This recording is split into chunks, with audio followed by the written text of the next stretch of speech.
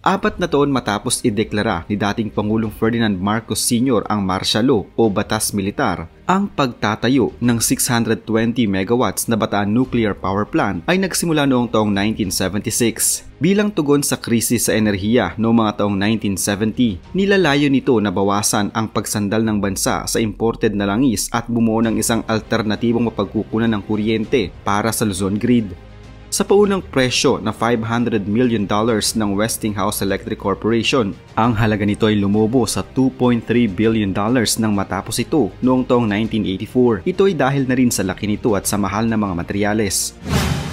3 taon mula nang simulan ang pagtatayo ng Bataan Nuclear Power Plant, ang proyekto ay pansamantalang ipinatigil noong taong 1979 matapos ang isang nuclear accident sa the 3 Mile Island sa bansang Amerika. Ito ang nag-udyok sa gobyerno ng Pilipinas na suriin muli ang kaligtasan ng